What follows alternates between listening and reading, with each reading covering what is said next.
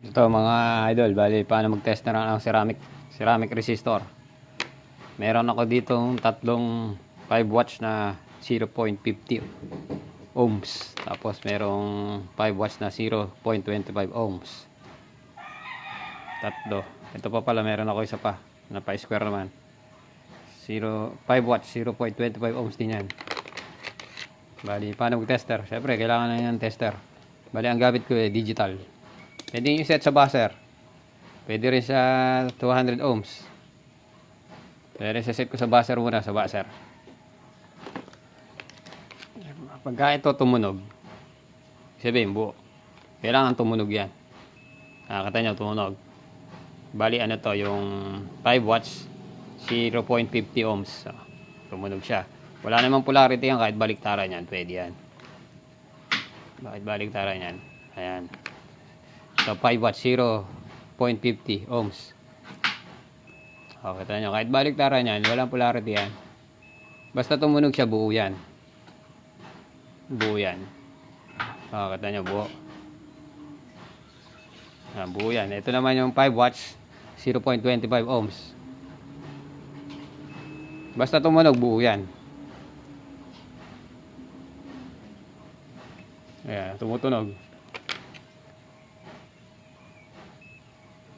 Ito, meron ako sira dito na pa-square.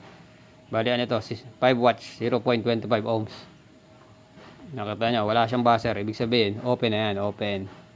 Bali, saan ko kinuha to? Dito sa ginagawa kong amplifier na nabili ko sa Pandi, Bulacan. Yan, tinester ko yan eh. Ito, buo. Pakita ko sa inyo, buo to. Kahit nakakabit yan, pwedeng tester yan. Basta tumunog yan. Nakita nyo. Tatlo yan eh. Ito pa. Ito pa.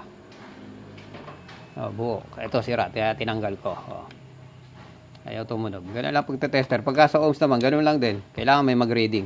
Ito yung sira Nakita nyo, walang nagre-reading dito. Pagka dito sa may nakakabit sa board. Kahit nakakabit yan, pwedeng testerin yan. Ayan, nakita nyo nag-reading. Yan yun lang.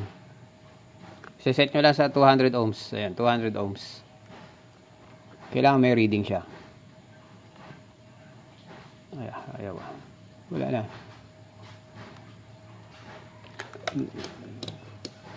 $200 ohms yan. Yan, nakita nyo, may reading. Basta may reading. Hindi ko makontak to Ayan. Ayan, buo. Basta pagka sira, ito sira. Wala siyang reading. Doon sa may 200 ohms Nakita nyo. Pagka sa buzzer naman, kailangan tumunog siya. Pagka hindi tumunog, sira. Ito sira. Itong inaano ko. Hindi tumutunog. Siyempre, pagka buo, tutunog yan.